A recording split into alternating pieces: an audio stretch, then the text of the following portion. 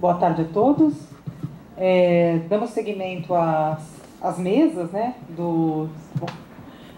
desse terceiro programa, desse terceiro seminário do programa de pós-graduação em literatura brasileira. Eu queria começar parabenizando, né, os organizadores pela realização do evento e pelo convite de participar aqui, né, como mediadora da mesa. Essa mesa se organiza em torno de duas pesquisas sobre a obra do Dionélio Machado, né? Então, sobre os ratos e sobre o Louco do Cati, tá? Eu vou, então, passar a palavra aos orientandos, aqui aos mestrandos, né? E depois da apresentação deles, que deve durar mais ou menos cerca de 20 minutos, eu, então, enfim, faço minhas considerações e passo a palavra aí para o público, né? Então, o primeiro a falar... Vocês querem que tenha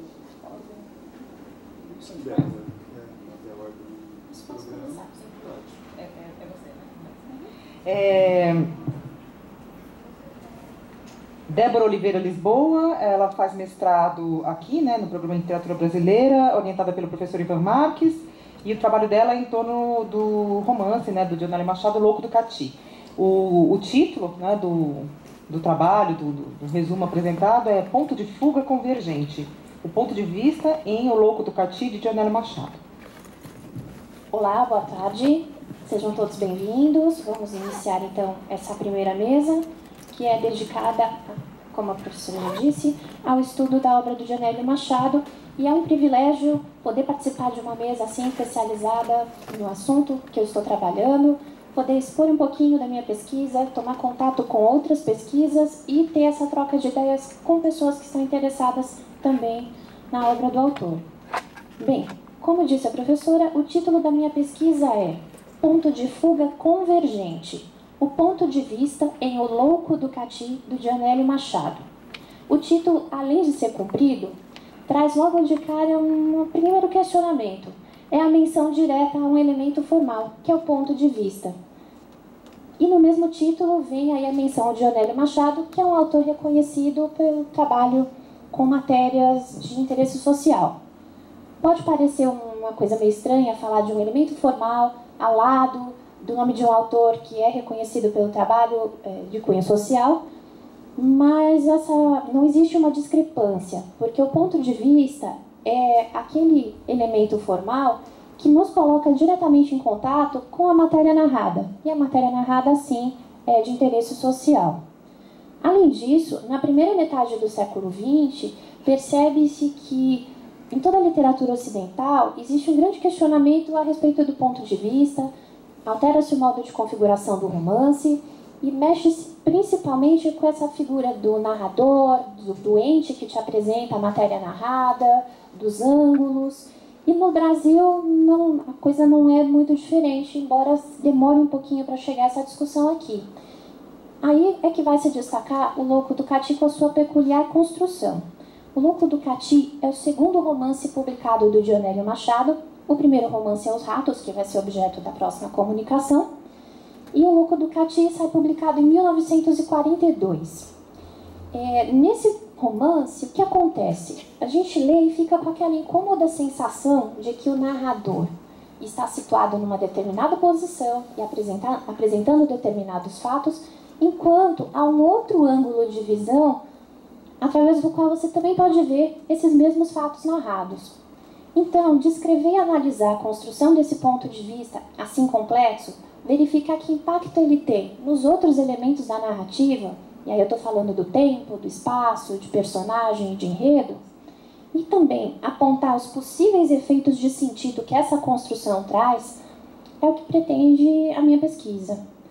Bom, enfim, falei um pouquinho do ponto de vista, falei que O Louco do Cati tem uma construção peculiar, mas por que escolher um romance desse período?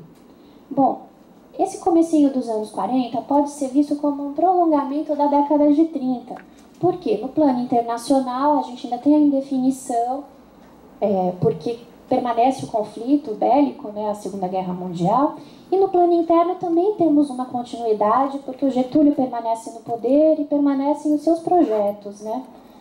No Brasil, nesse período das décadas de 30 e 40, a gente vê o início e a consolidação de um movimento até então inédito na nossa literatura, que é o esforço de representação do outro assumido como alteridade. Não mais como aquele elemento exótico, não mais como aquele elemento portador da identidade nacional, mas como diferente do eu que está falando. A nossa república se tornou velha com a Revolução de 30 e a nossa sociedade começa a ficar mais complexa por conta do processo de modernização e da crescente urbanização. A literatura nesse contexto acaba tomando uma postura mais engajada, mais questionadora. Não basta apenas mostrar uma realidade, é preciso se posicionar diante dela. Com isso, os artistas, os intelectuais e literatos vão colocar o seu foco de atenção na alteridade das crianças, dos loucos, dos animais, dos homens mais primitivos.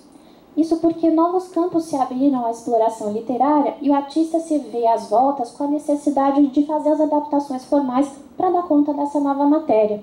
Ao mesmo tempo, o artista também precisa se posicionar no embate político-ideológico da época. Vale lembrar que as décadas de 30 e 40 são ali o período em que se tem a tensão máxima entre o meio capitalista de produção e a possibilidade de sua alteração para o socialismo. Bem, nesse contexto, o Louco do Catido de Onélio é produzido, e o romance tem razões extraliterárias e literárias que justificam a sua escolha para estudo.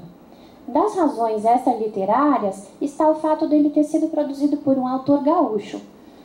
Pode parecer bobeira, mas é como se nós tivéssemos no plano da cultura alguma coisa semelhante ao que está acontecendo no momento político.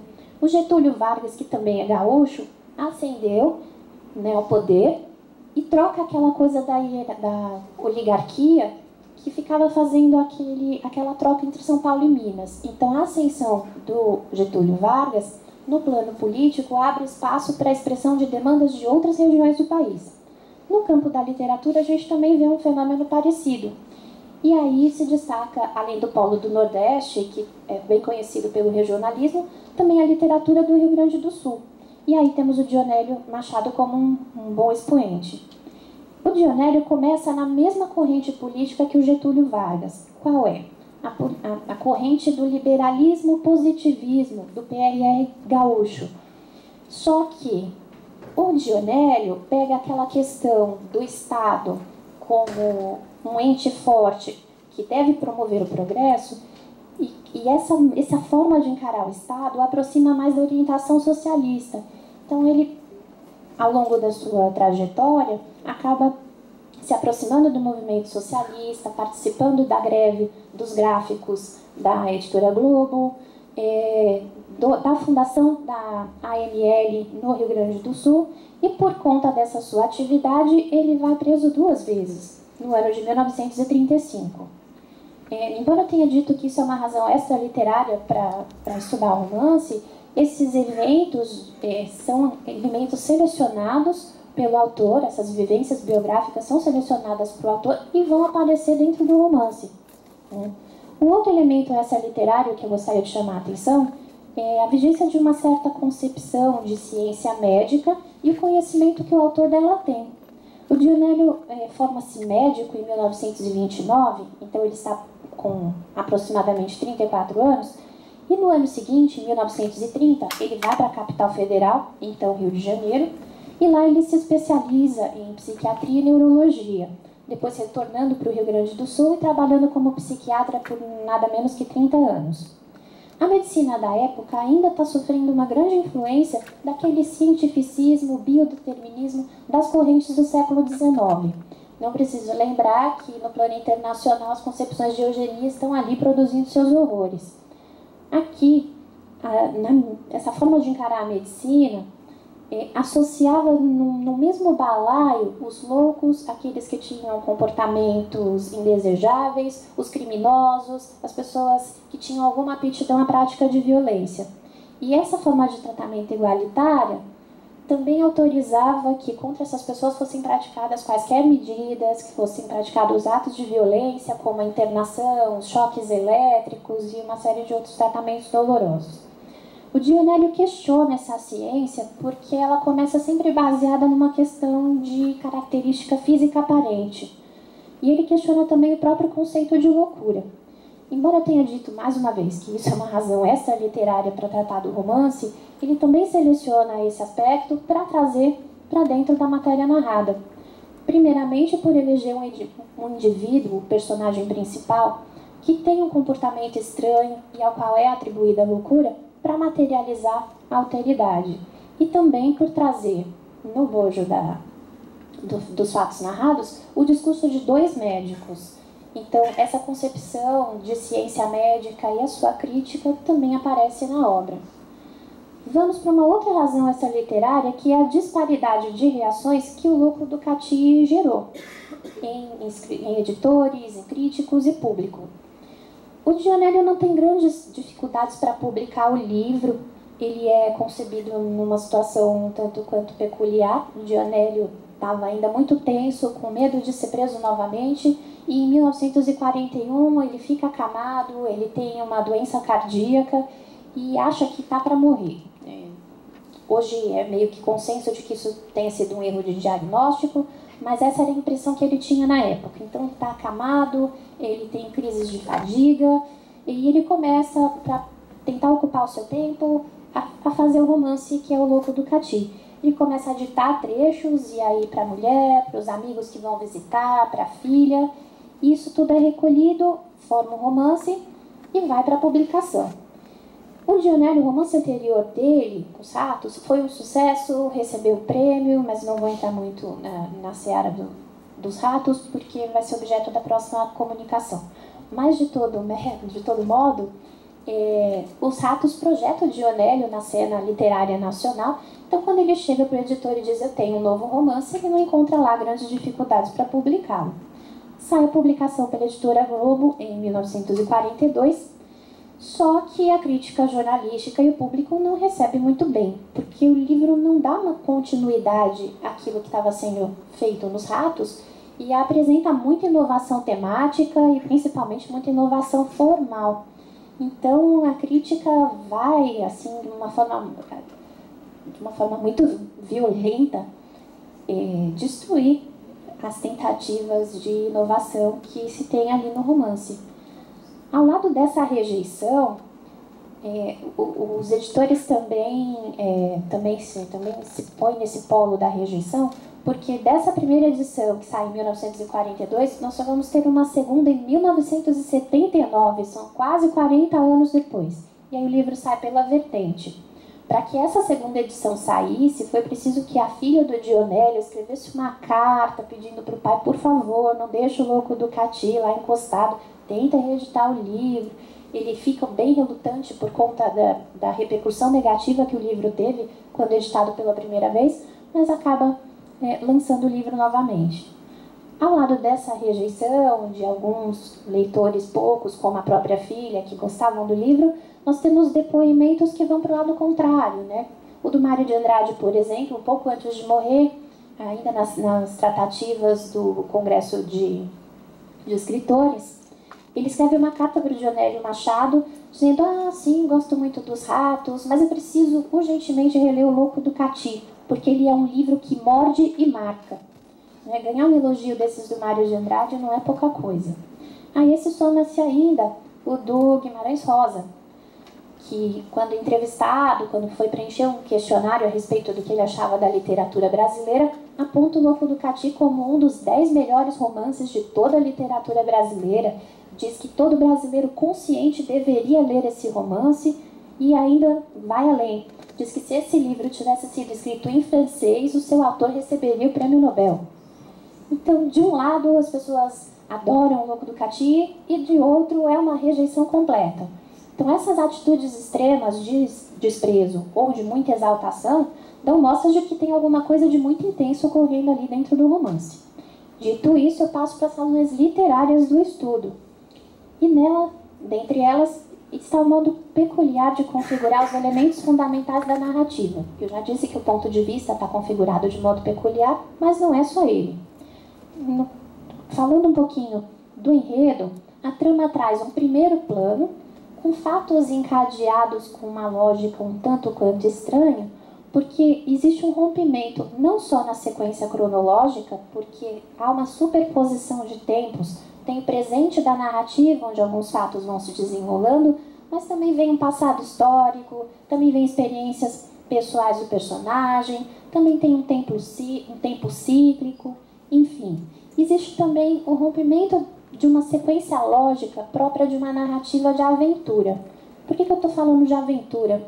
O Louco do Cati, ele tem um subtítulo, que é Romance de Aventura. Além disso, a primeira parte, no primeiro capítulo, já diz: a primeira aventura foi no bonde. E termina a primeira parte com um capítulo que se chama Aí que começam mesmo as aventuras. Bom, então existe aí uma aventura que deveria estar sendo contada, e por aventura a gente cria aquela expectativa de que vai ter um indivíduo ou um grupo de indivíduos que vai sair de um determinado lugar e vai se pôr em busca de algo. Conquistado ou não esse algo, esse indivíduo ou grupo de indivíduos deveria retornar. Bom, isso é o que a gente espera, não é exatamente o que a gente encontra no Louco do Cati. A ação tem início com um protagonista, e aí eu sempre uso protagonista entre aspas, já vou dizer por quê, literalmente com um bonde andando. Esse personagem já está a bordo do bonde, a gente não sabe quando começou a trajetória dele, então não se tem essa saída dele em busca de algo, né? Ele está num bonde e ali ele permanece até o ponto final da linha. Não que ele efetivamente tivesse um plano ou tivesse indo para algum lugar. Ele simplesmente se deixa levar, chega no final da linha e ele se junta a um grupo de amigos que está saindo para um passeio. Esse passeio que está sendo combinado também não é muito mais organizado do que a trajetória do protagonista. Esses amigos estão ali saindo de Porto Alegre, tentando chegar ao litoral, mas não se tem um destino certo. Até porque eles vão utilizar um caminhão que vai ganhar aí o status de personagem. O caminhão tem nome, se chama Borboleta, e ele vai determinar muita coisa no romance, onde vai se conseguir chegar. O passeio, enfim, vai depender das condições desse caminhão em que eles vão viajar e das estradas. Estamos em pleno processo de modernização, algumas estradas estão em boas condições, mas aí de repente se interrompe, vem um trecho com areia, vem um trecho com pedregulho, e ultrapassar não é uma coisa fácil, né? Então, num dado ponto desse passeio, eles conseguem chegar no litoral. Mas aí esse protagonista e um rapaz chamado Norberto separam-se dos demais e vão tentar seguir um caminho que a gente também não sabe muito bem para onde. Parece que o personagem Norberto está tentando chegar no estado de Santa Catarina, mas a gente não sabe muito bem por quê. Então, nota-se que tem um movimento constante, mas que a saída para algum lugar, que a gente não sabe qual é, não se completa devido a múltiplos entraves. O caminhão fica sem gasolina, ele quebra, ele é inadequado para essas estradas ruins ou interrompidas. Algumas estradas estão com bloqueios policiais, não dá para passar. Os personagens se veem ali com falta de dinheiro e provisões. Lá pelas tantas, o protagonista e o Norberto são presos fora dos trâmites convencionais. Eles estão numa determinada paragem, a polícia chega e os leva. Eles são transferidos para a capital federal por via marítima. E no meio dessa aventura, isso tudo é a ida. No meio dessa aventura principal vão aparecendo trechos de flashback da infância e da juventude desse personagem principal. Uma vez liberto, esse protagonista é mandado de volta, já sem o Norberto, e essa volta não é menos conturbada que a ida. São utilizados vários meios de transporte, existem também múltiplos entraves, e tudo isso culmina lá no final com uma metamorfose ou simbiose desse protagonista com um cachorro, que vai sendo sugerido ao longo da narrativa, e lá, no final, ele encontra com as ruínas do Cati, que é mencionado no título. Bom, se o enredo da trama é assim difícil, de contornos difíceis, melhor sorte não assiste quando a gente vai falar do personagem principal. A sua configuração também é cheia de entraves. Esse indivíduo, ele não atua como um protagonista no sentido estrito do termo. Ele tem uma postura mais passiva que ativa. Na ida e volta narradas, ele não volta para o ponto de início. Vale dizer que o início ele já está a bordo do bonde, no final ele está nas ruínas do Cati, não é ali que a história começa. A gente acompanha esse trajeto todo sem saber o seu nome, quem ele é, de onde ele vem. Tudo que a gente sabe é que ele não é um tipo convencional e que ele tem um trauma, que é a violência praticada no quartel do Cati, que houve no Rio Grande do Sul, durante e após a Revolução Federalista. Ali eram praticadas toda sorte de violência numa tentativa de conter novos golpes de Estado, novas rebeliões. No presente da aventura narrada, esse personagem principal parece ausente e, ao mesmo tempo, ele está sempre ali. Né? A construção do seu olhar é complexa porque ela é feita de sutileza, quase ao fundo da ação principal. A sua consciência e subjetividade parece que estão cindidas por esse trauma da violência que ele sofreu lá no passado, mas essa violência também está sempre presente e vem sendo perpetrada das mais diversas formas. E assim, esse sujeito que aparece no relato tão fragmentado e marginalizado, a forma como ele está no relato retrata muito isso. Né? Ainda assim, esse sujeito ele é deslocado de uma posição inicial acerca de si, do lugar que ele tem no mundo, para uma outra posição. Né? O que resulta dessa breve tentativa de apresentar o romance é que é difícil enxergar os contornos e as relações entre o tempo, o espaço, o personagem e o enredo. Para dar liga a tudo isso, justamente, é que se usa o ponto de vista, assim entendido como aquele conjunto formado pelo narrador, pelo foco, né, a distância panorâmica, o retrato cênico, e o ângulo de acompanhamento que é dado ao leitor. Né? Temos um narrador, mas também é possível ver a história a partir de um ângulo mais próximo do personagem. Né? Então, a minha pesquisa acabou se pautando por uma série de questionamentos do tipo: quem que está se dirigindo ao leitor? Quem é esse narrador? De que posição ele está falando desses fatos narrados? Quais são os canais de informação utilizados? Então, além do discurso do narrador, além dos diálogos, tem alguma outra coisa? Por exemplo, uma certa leitura de jornal da época? Outra questão: a que distância, em que ângulo o leitor é colocado da matéria narrada? Que implicações esse modo de construção do ponto de vista traz para os outros elementos da narrativa e que efeitos de sentido a gente consegue a partir daí? E aí, postas todas essas questões, qual é o lugar que a obra tem na tradição literária brasileira? Ela se liga a alguma coisa que veio antes? Ela produz frutos depois? A hipótese inicial, como o título deixa perceber, é de que a matéria narrada está tensionada entre o narrador e o ângulo de visão, como um objeto situado entre dois pontos de fuga, que só vão culminar num desfecho convergente lá no final.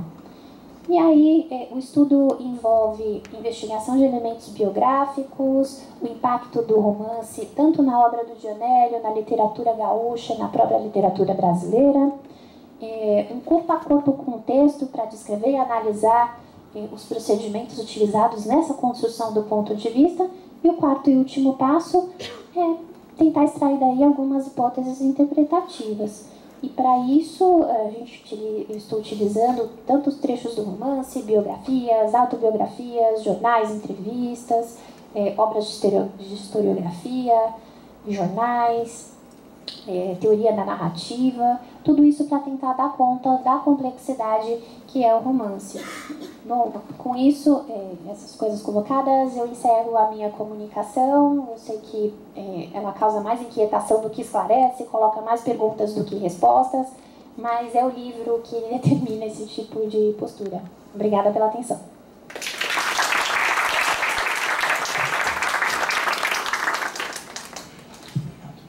Agora eu passo a palavra para a Fábio Henrique Passoni Martins, que é orientando de mestrado do professor Murilo Marcondes de Moura, e que estuda os ratos, né, do Dionélio. E o título da apresentação dele é Ciranda de Pobres Homens, uma leitura dos ratos de Dionélio Machado. Boa tarde, gente. Boa tarde, Simone. É um prazer em conhecê-la. Ivan, obrigado à comissão organizadora. Eu me congratulo com esse tipo de evento, porque a gente já organizou bastante, sabe como que isso é difícil e dá trabalho, tá bom? Obrigado pelo convite.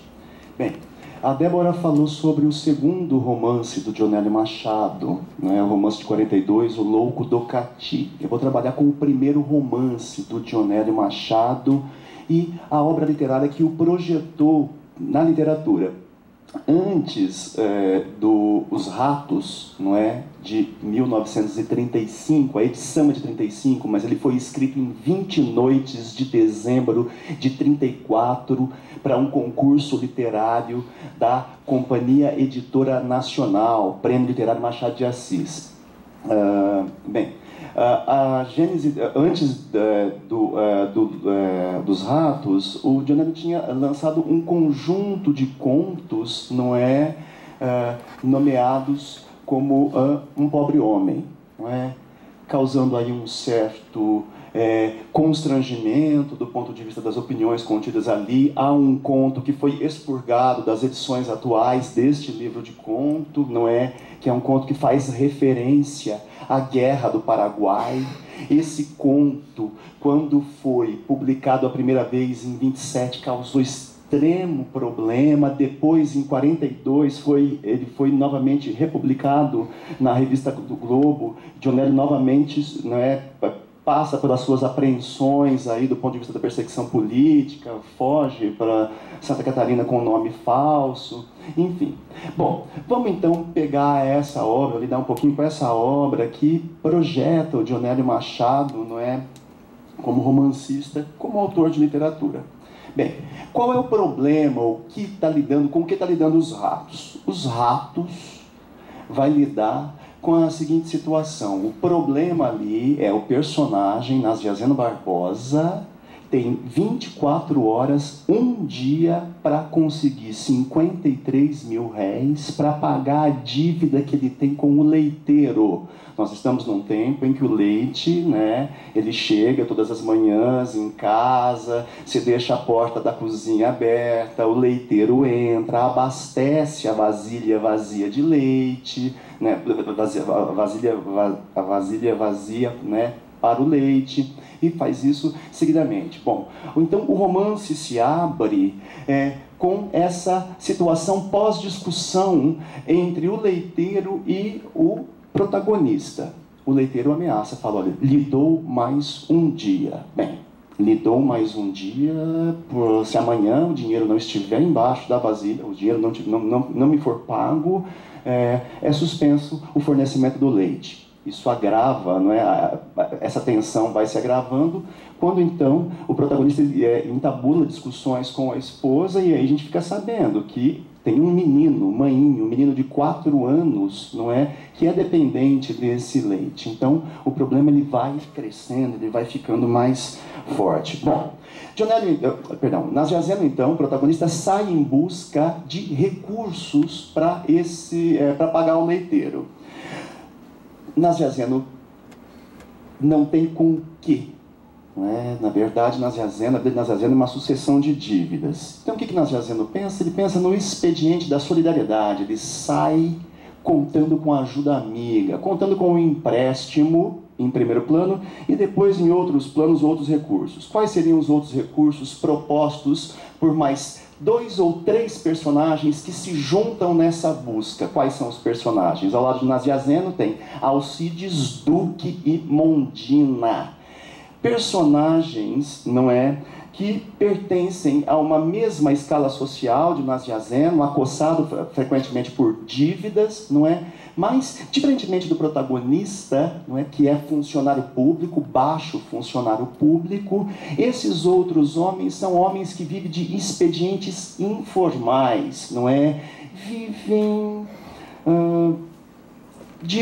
não chegam a entrar para o crime, mas tangenciam na contravenção. Vivem de corretagens, vivem de agiotagem, vivem de pequenas trocas, vivem de jogo, não é? O jogo do bicho, o jogo da roleta, tudo isso vai aparecendo no romance. Romance muito interessante, um romance curto, 28 capítulos, que a gente pode também chamar de segmentos, não é? Em que há uma técnica extremamente interessante. Bom, a Débora já adiantou, não é? Aliás, é um problema, ou é um ponto central da análise dela, a questão do ponto de vista. A gente tem aqui também uma interessante, porque Os Ratos é narrado em terceira pessoa, não é? Mas através do artifício do discurso indireto livre, não só ele, mas vamos resumir assim, o ponto de vista desse narrador está aderente, não é, ao personagem. Estou usando aqui com impropriedade os termos, de certa forma, ponto de vista, né, Simone e Débora, vocês que estão tecnicamente lidando com isso. Então, o discurso indireto livre está muito presente no romance. Fala-se em terceira pessoa, mas a gente, né, sabe o que Nasiazeno pensa. Muito bem. Desses 28 segmentos, nós temos que há a procura do dinheiro todo dia, e mais ou menos no capítulo 20 há um corte na narrativa. Esse corte na narrativa tira o personagem do espaço onde ele estava junto aos seus companheiros, não é? E já o projeta em casa à noite. Em casa à noite para jantar e dormir, tendo obtido a soma de 53 mil réis. Muito bem. Pensemos então que já está resolvido o problema, então aí o romance dá por acabado, mas não, né? Dionélio Machado é um escritor muito sofisticado, desculpe, a gente essencializa muito, né, o objeto da gente. E o que faz então o Dionélio? Cria um outro problema, e é justamente dessa parte do entrecho que sai o título do romance, Os Ratos. Nasiazeno chega com, né, a soma dos 53 mil réis para deixar para o leiteiro, que no dia seguinte, se não encontrar, não vai entregar o leite, e mais um excedente que ele conseguiu aí através de o reempenho de um anel. Eu não sei se para vocês é familiar esse termo, penhor, penhorar bem, penhorar, não é? O penhor como uma estratégia de obtenção de recursos, não é? Você tem algo que pode ser avaliado objetivamente, uma joia, no caso aqui é um anel de bacharel, está precisando de uma grana, vai lá na loja de penhores, não é? Do penhorista, e troca aquele objeto por um valor que o penhorista estipula. Bom, nós sabemos, não é, como é que essas coisas se operam. Quem pede o dinheiro, quem precisa do dinheiro está sempre muito apertado, o penhorista não é, se prevalece muitas vezes, não é, desvalorizando ou sobrevalorizando conforme o interesse. Não é? Muito bem. A ideia, então, era pegar um anel de um dos colegas, né, do Alcides, e reempenhá-lo em outro lugar para obter o valor. E foi assim que foi obtido o dinheiro. O anel foi reempenhado.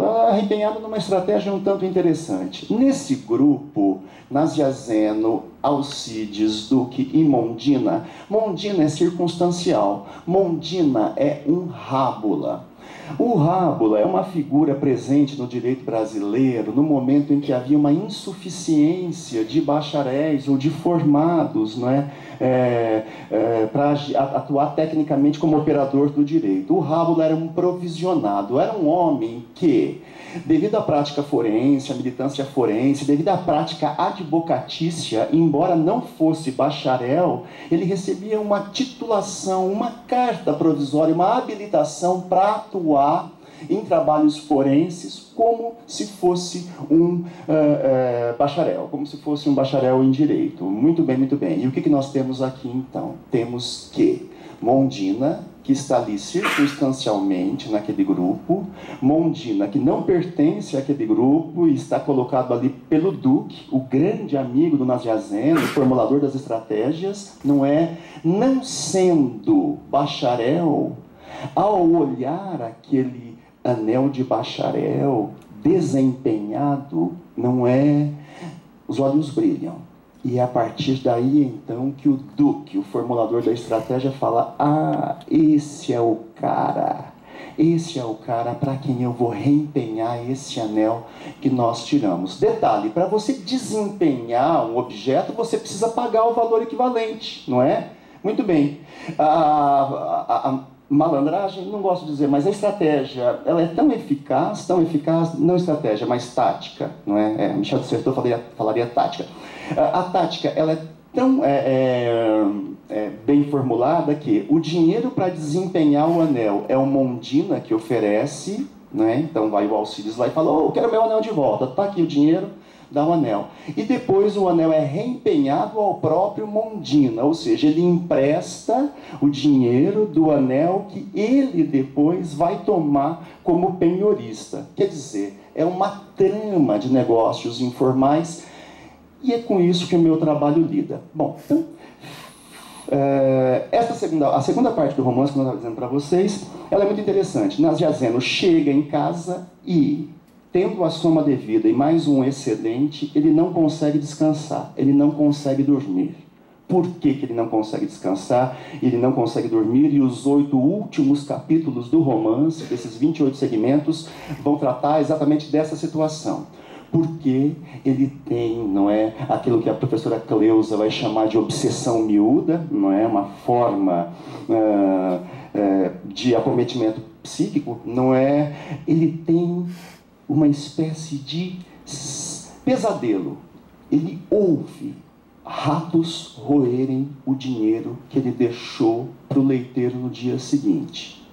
Ele ouve os ratos, uma espécie de alucinação, não é? Então, ele passa a noite inteira tendo esse pesadelo de que ratos estão roendo o dinheiro. Do ponto de vista da narrativa é muito interessante, do ponto de vista estrutural é muito interessante, porque aquele corte que houve no capítulo 20, não é? E várias elisões que ocorreram, vários procedimentos, não é? De não mencionar, não fazer o relato em detalhe, por exemplo, da obtenção do dinheiro, vai sendo introduzido na forma de flashback durante esse momento de vigília do personagem, em que ele tem esse sonho horrível que estão roendo o dinheiro. Não, o dinheiro não é roído, felizmente, e não é, o personagem consegue dormir quando ele ouve, já ao amanhecer, o leiteiro despejando o leite na vasilha. Tá? Me interessou no trabalho, na verdade, o meu trabalho parte de... Meu trabalho parte, na verdade, de um ensaio, não é, que explora a forma circular do romance, não é? A figura circular aparece demais.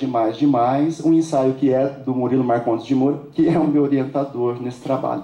Então, eu vou passar agora a leitura rápida, só para a gente dar um caráter um pouco, formalizar um pouco mais isso que eu comentei com vocês, e em seguida a gente passa ao comentário da Simone, a mediação da Simone. Bom, então, rapidamente, vou fazer essa leitura aqui, depois da exposição da Débora tão espontânea, eu fico até constrangido, Débora, né, de ficar lendo. Algumas coisas eu cortei para não repetir também, tá?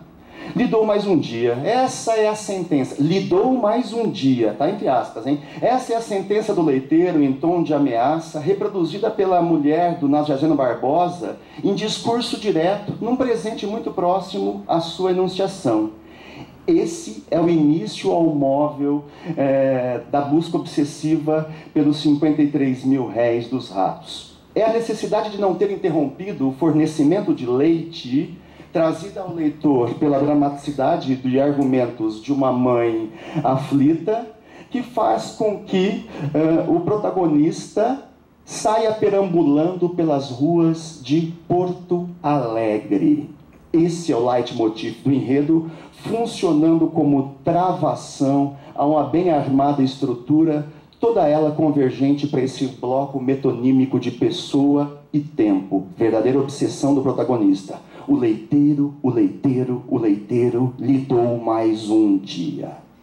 O relato dessa busca incessante traz patente a composição modernista, vazado em linguagem dessubstancializada, isso que a Débora falou sobre a recepção crítica do Louco do Cati, ocorreu também com os ratos em menor escala, porque a radicalidade formal do Louco do Cati é muito maior que a dos ratos. No entanto, já no primeiro romance houve, não é, uma crítica mais conservadora, como a do Moisés Velhinho, um crítico gaúcho, ou... Bom, eu tenho medo de chamar o Ivan Lins de... Mas naquele momento, no Diário da Crítica, né, ele se pautava em... Álvaro Lins, perdão. O Álvaro Lins também, né, dizendo que uma linguagem tão descarnalizada, que basta, não é? Chegando ao esqueleto, não é possível literatura só com o esqueleto da linguagem, enfim, não é? Mas o que isso reverbera, essa linguagem dessubstancializada? Ela demonstra aquilo, né, que o Cândido, o Lafetá e toda a nossa tradição uspiana lida, né, com muita frequência, que é a rotinização dos procedimentos e das conquistas formais nesse segundo modernismo daquilo que foi conseguido no primeiro modernismo. Não é? Essa abertura, não é? Esse projeto estético de vanguarda do primeiro modernismo, como é que ele reflui, então, como é que a gente tem entendido ele refluindo sobre a prosa modernista do segundo tempo do modernismo? É justamente isso, né? Produzindo esse tipo de enredo, ou essa exposição de enredo. Bom, nessa incessante jornada de buscar o dinheiro, encetada pelo protagonista, surgem elementos que aparecem incidentalmente da história do momento político brasileiro, como da história universal, como quadro interno do romance. Então, por exemplo, John Elliot era um leitor assíduo, fanático de jornais, e isso entra, não é como a crônica jornalista, não como forma, mas como tema, ela entra para dentro do romance. Então, frequentemente você tem, dou aqui 2 exemplos, discussões, não é, ou só fio, né, do que está sendo discutido. 2 personagens, num determinado momento, estão no café esperando os outros que foram tentar dinheiro com um agiota, estão conversando sobre a nacionalização das zonas coloniais, sobretudo coloniais alemãs do Rio Grande do Sul, um tema urgente do momento. O outro personagem pergunta: você foi àquela mascarada que houve essa semana aí nas ruas? O outro responde: não, eu não fui, porque as coisas começam assim, nessa mascarada, e terminam num banho de sangue, como foi na Alemanha, ou como foi na Alemanha. A gente sabe que nas noites em que o Jonélio Machado estava escrevendo o livro, ou um pouco antes, há fatos relacionados à ascensão do nazismo, não é? Ao qual possivelmente o personagem possa estar se referindo, mas não é? Isso é a maneira como comparece, não é, nos quadros internos do romance, a preocupação política do Jonélio Machado, tá? Muito bem.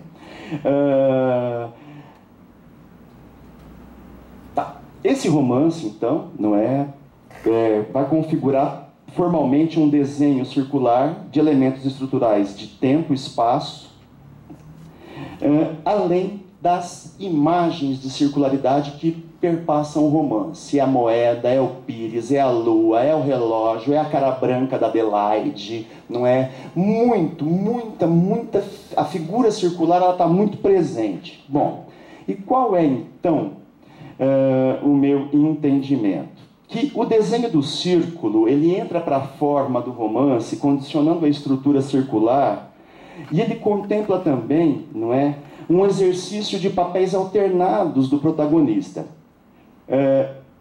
No giro de 360 graus, Nazianzen Barbosa é pai de família, marido, funcionário público, homem livre e subordinado à cordialidade e ao favor, contraventor de bicho e na roleta, vendedor de vidros, é uma antecipação da preocupação com os recicláveis, talvez, não sei, não é? E um herdeiro de carências. Ao longo do romance, o que a gente vê? Que, na verdade, aquela não é a única dívida do Nasiazeno, aquela é uma entre tantas dívidas do Nasiazeno, algumas inclusive atuais naquele momento, pendências que ele não pode resolver, por exemplo, pagar o tratamento médico do médico que tratou do filho dele, não é? Ou então pagar o sapateiro que realizou trabalhos e pegar, resgatar um dos pés do par de sapato, porque o sapateiro, na medida em que ele não pagou só parcialmente, deu um pé do sapato e falou: o outro você vem buscar quando você tiver o dinheiro inteiro do trabalho, tá? Então, vamos lá. Nesse segmento de um dia em que se passa a ação do romance, é somente na passagem final, última linha do texto e manhã do dia seguinte, em que Nasiazeno ouve o despejar do festivo do leite e a sua lúgubre jornada tem fim. Nem mesmo após ter obtido a sona, na boca da noite, Nasiazeno deixa de ser acometido pela tensão. Nas alternâncias entre sono e semivigília, sobrevém o pesadelo em que ratos consomem o dinheiro do pagamento colocado sob a vasilha. É como se o desfecho falseasse a resolução da tensão progressiva à vida há algumas horas e recolocasse o estado de inadimplência. Só que dessa vez não aponta para uma luta atual ou nem futura, não é? Ele aponta para o quê? Para uma espécie de cansaço do protagonista, ou sei lá, a própria piração dele, como algumas análises vão dizer, tá? Acabou? Só mais um minutinho. Bom, Dionélio Machado integra o grupo de romancistas cuja historiografia literária classifica como, né, romance de 30. Não porque muitas de suas narrativas produzidas no correr dessa década, mas porque, né, esse tema a gente já tem, porque muitos autores ainda são caudatários do romance que se produziu nesse momento. Né? Um romance muito vigoroso. Né? A gente tem o caso do Louco do Cati, tem o caso do Cornélio Pena, não é, que está escrevendo um pouquinho depois, estava falando com o Eduardo, o caso do Lúcio Cardoso, não é? Bom, muito bem. Os Ratos apresentam um ponto alto, não é, nessa década, e entre produzido nos decênios, chamado de romance social ou empenhado por oposição a um outro segmento de romances nesse momento, designado pela crítica como psicológicos ou intimistas, né? O desenho do círculo, além de varejar no enredo, ele determina ou ele condiciona uma espécie de estrutura circular dos ratos. O dinheiro tão perseguido não aparece, no entanto, sob a forma de circulação monetária, mas sim através daquilo que, no meu trabalho eu me detenho um pouco mais sobre isso, é um conceito formulado por Marx, mas que ficou para a economia, mesmo entre os economistas liberais, que é o conceito de capital fictício. O que é o capital fictício? Vocês têm ideia? É o crédito, não é? É o crédito. É essa espécie de antecipação de um valor cujo lastreamento, não é, ele é duvidoso. A gente sabe que se nós todos corrermos ao banco e retirarmos o que nós temos do banco, certamente a instituição bancária não terá para nos oferecer aquele valor, não é? Por quê? Porque o dinheiro está circulando, tá? Muito bem. Na constituição formal dos ratos, importa notar que, longe de duplicar a matéria histórica que lhe era contemporânea ou a realidade social historicamente localizada, o romance operou não com espelhamento, né, mas com a formalização ou redução estrutural de dados externos, de um momento histórico que, de um lado, se buscava atualizar a vida nacional em várias esferas, estamos falando da era Vargas, não é? Tanto o provisório quanto o Estado Novo. O romance buscava atualizar a vida nacional em várias esferas. Por outro lado, também refazia um traçado de manutenção da desigualdade e de não integração de parcelas substantivas da população. É o caso de Nasiazeno, Duque e Alcides, não é? A Ordem. Esse mesmo romance configura formalmente vicissitudes da especificidade do que essa modernização política teve também de modernização conservadora a partir da Revolução de 30. Perfazendo um desenho que eu entendo, né, como um desenho circular aí de vicissitudes históricas. Não é... Talvez pensemos aqui naquela possibilidade que a história só se repete como farsa ou como tragédia, não é? No caso do romance, Os Ratos, eu acho que está mais ou menos apontando, embora eu ainda não cheguei nesse momento do meu trabalho, para uma espécie de trágico. Uma espécie de trágico, não é? A modernização conservadora coloca isso para a gente, não é? O que o Estado Novo, ou o que Vargas, naquele momento, trazia de novo para aquela camada, para aquela franja social a qual pertencem aqueles personagens, a qual pertence o protagonista. Tudo bem, gente? Então isso é só uma palhinha do que eu tinha para falar sobre minha pesquisa. Muito obrigado pela atenção de vocês, viu?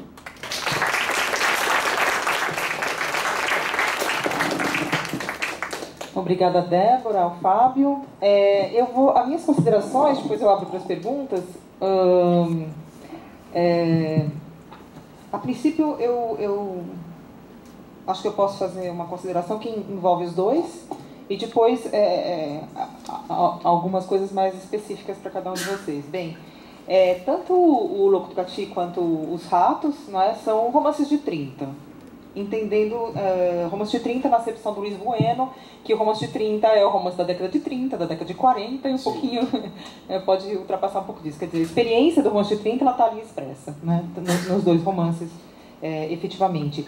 E, muito embora as exposições e o foco de vocês seja diferente, né, eu percebo que, de algum modo, os dois perceberam a importância, não é, no Dionélio, que para mim é fundamental para captar o Dionélio, que é a questão do narrador. Né? Então, a questão do narrador. No caso da Débora, ela fez do complexo que envolve o narrador e articula o narrador, então, com outros elementos da narrativa, o centro do seu trabalho, que é a ideia do ponto de vista. Né? Então, me parece que isso é só uma constatação mesmo para pensar o Dionélio Machado. A questão do ponto de vista é fundamental, porque ele tem uma estruturação enigmática, né, do enredo, lacunar, fragmentária, né, mais fragmentária ainda no Louco do Cati. Então, a questão do ponto de vista, de fato, ela vai envolver a pergunta sobre o narrador e os aspectos ideológicos, né, os aspectos contextuais, que eventualmente estão ali, de algum modo, elaborados. Né? Então, de fato, a questão do ponto de vista acaba envolvendo tudo e vocês terão que enfrentá-la. Né? Então, são obras diferentes, têm faturas diversas, mas o narrador, quem conta, quem fala, como conta, né? No caso do Dionélio é tudo. É tudo. Né? Porque a história, né, por si só, vocês tentam contar e, na verdade, para quem não leu, acho que, né, quer dizer, o que é o romance? O romance é o modo como, né, no caso do Dionélio, muito o modo como é contado. Então, isso é um aspecto que acho que une os dois, né, enfim, que eu acho que vocês já estão abordando, já perceberam que é importante, né, eu só queria constatar. E a segunda parte, então, das minhas considerações, que aí eu acho que vai ter desdobramentos diferentes para os dois, é um outro aspecto do romance de 30, né, que vocês também perceberam e colocam como central na pesquisa de vocês. Esse segundo aspecto eu percebo que ficou mais nos resumos do que na possibilidade. Vocês não conseguiram muito falar deles, mas é natural. Mas o Fábio, que também não conseguiu chegar muito ao âmago do seu trabalho, né, que eu conheço por outras circunstâncias. Que seria a questão do desvalimento social. Né? Quer dizer, como o romance de 30, de certo modo, privilegiou então esses personagens à margem aí da estrutura social, né? Os loucos, as mulheres, não é? O sertanejo, né? Os desvalidos de toda sorte. Operário, né? Principalmente. E daí, no caso da Débora, né? Ela... A especificidade, então, né, da pergunta iria no sentido de pensar o louco do Cati do ponto de vista desse... Qual a especificidade do desvalimento do livro O Louco do Cati, né, e talvez até do louco do Cati mesmo, né, que você menciona como... Né, você fala da relação do trauma, né, quer dizer, ele é um personagem que... Elementos da narrativa nos dizem, não é? De algum modo também, tudo muito esparso, né? Que a gente tem que ir montando quebra-cabeça. Que ele foi vítima de um trauma, esse trauma, muito provavelmente por consequência de uma série de torturas, né? De violências objetivas, e então o trauma e a loucura seriam a especificidade desse desvalido, no caso do Louco do Cati, que é algo um pouco diferente. Então, eu te perguntaria, não sei se você vai abordar desse modo, se você já pensou um pouco nisso, mas acho que, de qualquer modo, para refletir é bom, não é? Como que você poderia ver essa alteridade, né, sob a máscara do trauma e da loucura, não é? Como que isso apreenderia o Brasil? De algum modo, quer dizer, já que o romance de 30, né, essa é a angústia aí, do romance de 30, não é? E direto às questões sociais, do subdesenvolvimento, não é? Então, como que esse desvalido do Louco do Cati seria uma espécie de veículo, né, para captar o Brasil? Porque é um viés, e de algum modo isso está ali latente, né? Mas como chegar a isso? E no caso do Fábio, né, a especificidade do desvalimento, que aí me parece que é a parte que você não você falou, mas você falou de muitas coisas junto, a especificidade de desvalimento, ela está posta muito na... Claro que no asiazeno, que é um baixo funcionário, enfim, que não consegue pagar suas contas, isso está ali também na personagem asiazeno, mas acho que sobretudo no grupo, né? Asiazeno, Duque, Alcides, que é uma espécie de lumpen no Brasil. Então esse grupo que fica às margens da ordem, né? As margens da ordem constituída, as margens, então, do capitalismo organizado, digamos, né? E que, de algum modo, está ligado, então, a essa circularidade monetária, também, de certo modo, uma caricatura do movimento da circulação financeira maior, né? Então... como pensar também esse grupo de desvalidos sob a especificidade do lumpen para pensar o caso nacional, né? Que iria um pouco na sua hipótese da circularidade do romance articulada à circularidade da ciranda financeira, né? Mas enfim, acho que eu falei muito, mas só para também auxiliar a pensar, né?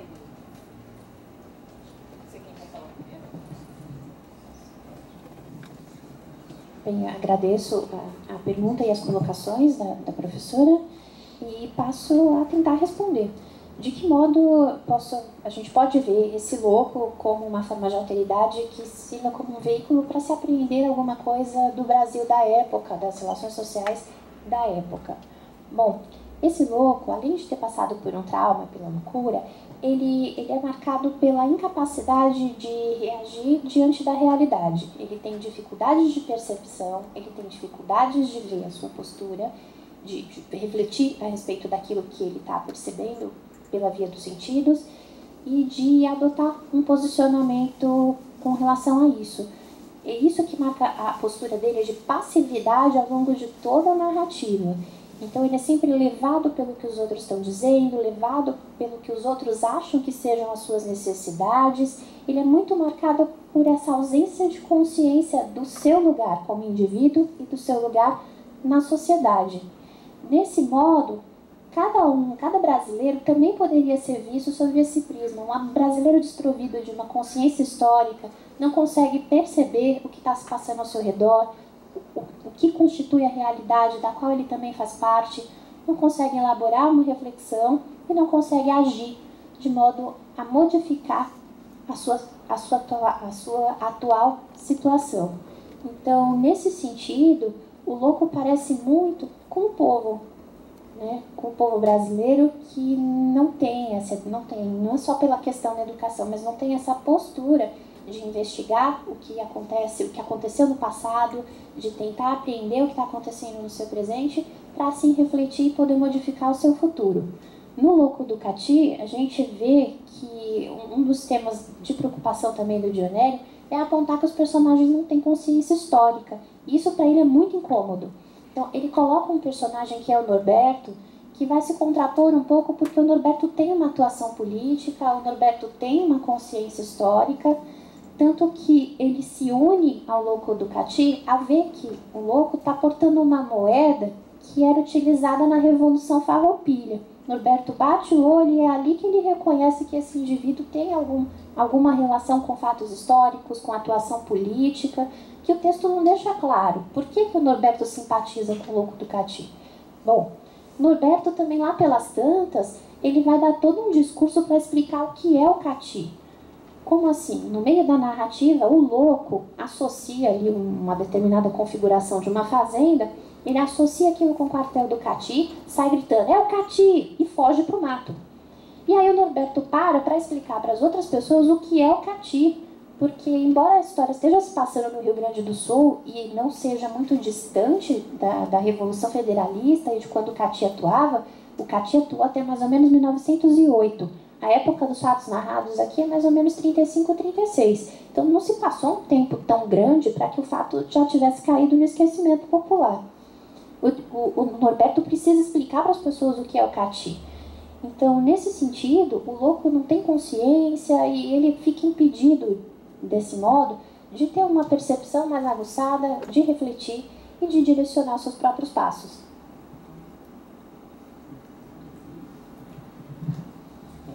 E Simone, não sei, Simone, na verdade, né, tem essas coisas também da vicissitude da pesquisa, né? Depois daquele exame de qualificação do qual você fez parte, as coisas mudaram muito, Simone, né? Eu diria para você, e isso tem sido também um problema para mim como pesquisador, não é? Porque há 6 meses de depositar meu trabalho, não é? Eu começo a assumir pontos de vistas diferentes através, né, de leituras que eu tenho feito. Então, por exemplo, que pontos de vistas diferentes? Eu não sei, não então eu vou... Breve relato. Começo estudando romance, não é? Pensando muito pouco, Simone, na reatividade que esses... no que significa a reatividade desses personagens, não é? Tá certo, eles são sim, não é? Homens que pertencem a essa franja mal constituída em termos de cidadania social, econômica, não é? Mas há representações de resistência, não é? Eu tenho um pouco... Eu fui tirando o caráter de vitimização, não é? Que o meu olhar sobre esses personagens, né? O bicho, a roleta, não é? Os expedientes até menos honestos ou que tangenciam, não é? O mundo do crime, não é? Eles significam uma forma de resistência, não é? Então, assim, pensar em termos de vicissitude histórica brasileira, não é? Ora, eu acho que eu posso ter várias entradas para isso, né? Uma delas seria que talvez, né, a proliferação de meios, né, de táticas à margem do formal, não é? Tem a ver um pouco com, né, o nosso caráter de má constituição, né, histórica, ou essa dificuldade histórica. E, por outro lado, não é uma entrada não economicista que eu encontro talvez mais cultural. Por que não essa coisa, não é, essa coisa vibrante do brasileiro, não é? O brasileiro que se vira, que vai lá, que faz, não é? Então, eu não sei direito, Simone, sabe? Sinceramente... Mas a coisa da modernização conservadora, você podia, né, sim, de algum modo, podia aproximar disso. Não certo, sei, né? Certo. Porque afim ao que você está pensando também, né? Então, mas a modernização conservadora, me parece que ela coloca problemas, causas, não é? Que são respondidas, não é? Por esses personagens, por expedientes muito longe de qualquer modernização, porque a modernização ela é institucional e esses homens estão fora da ordem institucionalizada, nesses expedientes de obtenção de dinheiro, né? Então, não sei o que eu te digo, não. Bom, abrimos para perguntas.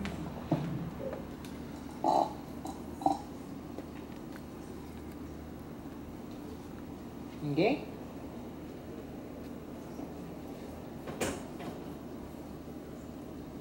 Bom,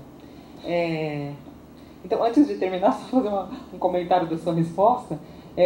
De algum modo também o quartel do Cati, né, sendo relacionado a determinada época e, consequentemente, à opressão, né, de algum modo é possível que esteja dialogando também com a repressão mais próxima da intentona, né, da qual fez parte o Dionelli. Daí, então, enfim, diversos expedientes no Brasil que funcionam do mesmo jeito, que tem a ver com essa sua inferência do esquecimento, né? E da alienação, e do sujeito esvaziado, né? Exato, e nesse sentido, a grande preocupação do Dionelli é que algumas coisas assim ruins que tinham acontecido na história, elas, por conta desse esquecimento, dessa falta de consciência, elas acabam ganhando espaço para acontecer novamente. Então, essa coisa da violência do quartel do Cati, ela está presentificada na violência do Estado Novo getulista, na perseguição dos comunistas, enfim. Inclusive, tem algumas leituras do Louco do Cati que veem a trajetória do Louco como uma alegoria do próprio Partido Comunista, né, da tentativa de se organizar no país e que acaba ficando um tanto quanto débil. Da Maria Helena, né? No livro também tem essa referência à Revolução Farroupilha, e lá para frente é uma referência ao fato que está acontecendo na época, que é o cerco das tropas franquistas à cidade de Madrid. Né? E os personagens ali estão comentando o cerco de Madrid, e eles não conseguem associar o fato à ocorrência de exatos 100 anos antes, a cidade de Porto Alegre foi cercada pelos farrapos. Então, exatos 100 anos antes, e ninguém faz essa associação, e estão ali comentando o contexto internacional. De algum modo, a gente vê que essa postura ainda permanece aqui no Brasil. Temos aí a moda do momento é criticar a eleição americana do Donald Trump, e a gente não pensa nas questões que a gente tem aqui, né? Então, todo mundo virou comentador do que aconteceu lá fora, mas será que a gente também nunca elegeu uma figura estranha para postos de comando? A gente também poderia se fazer esse tipo de questionamento. Então, essa ausência de consciência, essa ausência de reflexão é uma crítica do Dionélio, e isso está exposto com esse louco. Só que o louco tem em seu benefício a questão de que parece que ele não é capaz de fazer isso. Será que nós não somos capazes de fazer essas reflexões? Oi. Aproveitar que ninguém perguntou. Pois não. Eu fiz uma leitura recente Sim. dos Ratos, e eu fiquei muito encantado com a forma do narrador. Certo. Inclusive a arquitetura da cidade de Porto Alegre. Sim. Saltou muito aos olhos, assim, por conta do posicionamento dele fora disso. Sim. Então é lógico que eu não quero tornar Naziazeno vítima de nada. Certo. Mas eu não notei na leitura que ele teria sido um agente corrompedor ou alguém que tivesse roubado aquele dinheiro, entendeu? Certo. Eu acho que, de alguma forma, ele foi uma vítima. Sim. Pelo menos eu fiquei com essa ideia. Não sei o que você acha, mas assim, pra mim, ele foi uma vítima de alguém que fez aqueles negócios todos com ele ao longo do dia, dos empréstimos, dos jogos, das tratativas todas, mas pra mim não ficou registrado que ele teria passado a perna em alguém. Pelo contrário, eu acho que ele pode ter sido vítima de algum golpe também. E aí, nesse caso, ele seria uma vítima sim. Certo. Porque na cabeça dele, aqueles ratos surgem como uma espécie de pesadelo mesmo. Como, será que eu vivi aqui ao longo desse dia que me transfigura dessa forma a realidade? Né? Então, eu queria... Talvez eu não tenha pego isso na minha leitura. Certo. Mas eu não vi nada assim de... necessariamente jeitinho brasileiro no jeito dele, não. Eu achei que ele, de alguma forma, tudo bem, tinha a trupe ali que estava se virando, mas eu achei que tinha mais ironia e crítica. Sim. Tem bastante. Do que propriamente, sei lá, eu o vi como vítima, sim. Certo. Olha, do grupo de personagens, né, Naziazeno, Duque e Alcides, ele talvez seja mesmo, não é? O que menos recorre a esses expedientes, ou nesse sentido talvez ele seja mesmo, não é, uma vítima. Também, não sei se você notou, ele, não é, a gente está fazendo aqui muito, né, tábula rasa das coisas, né, não, eles não pertencem ao mundo institucionalizado, mas o Naziazeno, dos três ali, ou dos três, vamos lá, contando Mandina, é o que está, não é, mais próximo ao mundo institucional. Ele é funcionário público, não é? Então, ele realmente não vive, não é, só de expedientes. Ele tem uma profissão, não é? No entanto, no próprio relato, né, no próprio trecho, fica muito claro que o seu trabalho não tem muita importância. Ele leva um atraso de uns bons 10 meses, consiste em copiar notas de faturas numa grade. Ele faz anotação contábil, não é? Ele é uma espécie de guarda-livros. Eu acho que ele propriamente não é? E o romance está claro, o narrador diz que ele, Naziazeno, não gostava assim, né? Ele preferia pedir, porque ele gostava de exibir uma pobreza honesta. Mas veja, não é? No momento do aperto, ele vai para uma roleta clandestina, né? No momento do aperto, né, ele vai para empréstimos que ele sabe que ele não pode saldar, não é? Então, ele não tem aquela espécie de expertise que os outros têm, né? Não sei se você se lembra uma passagem em que o Alcides fala: o Nazianzeno é o seguinte, olha, eu tenho uma grana para receber de um cara lá, de um corretor, vai lá no Andrade e cobra ele, porque eu não recebi a minha parte, não é? Aquela cena, aquela passagem é fantástica, não é? Porque ali há o máximo de concentração de cinismo, não é? Que poderia haver no homem, não é? Quem está me cobrando? Quem? Não é? Ver aquele cara ali acabado, todo suado, não é? Transtornado, porque de correr embaixo do sol quente atrás do dinheiro para comprar o alimento. Então, assim, eu penso que... bom, o Dionélio Machado, quando foi perguntado sobre o Nazianzeno, sobre o protagonista dos ratos, ele fala: olha, o Nazianzeno é um cara parado, não é? Com um pé na barca, né, da ideologia da direita e o pé na barca da ideologia da esquerda. Então, eu acho que o que caracteriza o Nazianzeno, não é, se fosse possível a gente reformular os termos, não é propriamente a vitimização, não é? Eu acho que é o imobilismo, não é? Porque, pensemos, né, se fôssemos fazer um perfil ideológico dos funcionários, ele também não discorda daquele mundo. Ele rejeita mais do que os outros aquele mundo, não é? Tanto que quando ele vê um colega portando um casaco possivelmente alugado, não é? Ele fala: nossa, mas que coisa estranha, né?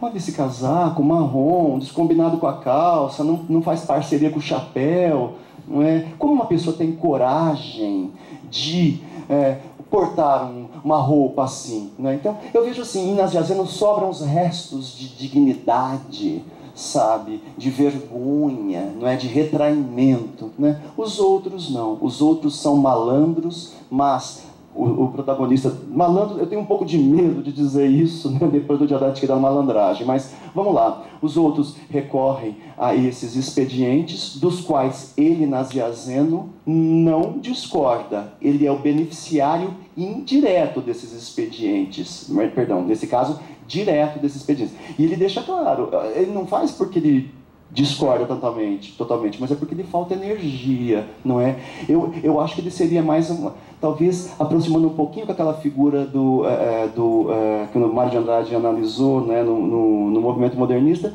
Talvez ele tenha esse aspecto do desfibrado, sabe? Esse fio condutor de personagens como Luiz da Silva, do Angústia, não é? Como o Belmiro, do Amanuense Belmiro, não é? Esses caras que estão aí, não é? Meio que travados, assim, de certa forma. Na verdade, quando ele faz várias lembranças, ele cita várias vezes o fato de ele estar devendo ainda a consulta que salvou. Isso, o tratamento ele está devendo. Ele vai cobrar esse amigo, ele também tem um embate social muito forte, porque ele encontra a filha dessa pessoa para ele cobrar, e ele vê a situação que aquela pessoa está vivendo, que ela está toda endividada também, e aí ele não tem coragem de cobrar, ele volta. Nessa hora, você percebe que ele tem uma ética humanizada. Quer dizer, foi dado tintas de um bom caráter a ele. Que ele está pagando as suas dívidas, ele está indo trabalhar, ele tem a sua família. Agora, o traço que eu vejo maior nele é de uma ingenuidade irrecuperável, incontornável. Ele é ingênuo, mas ele é muito ingênuo. Por isso que eu imaginei a ironia, porque eu imaginei que ele... Será que ele não está vendo que ele vai cair num outro buraco, entendeu? E ele cai, exatamente talvez por essa aspiração à direita. Justamente essa circularidade que eu identifico, esse cair várias vezes em buracos. Obrigado pela contribuição. Agradeço a presença, encerramos essa mesa e convido para a próxima mesa aqui, já deveria ter começado. Obrigado.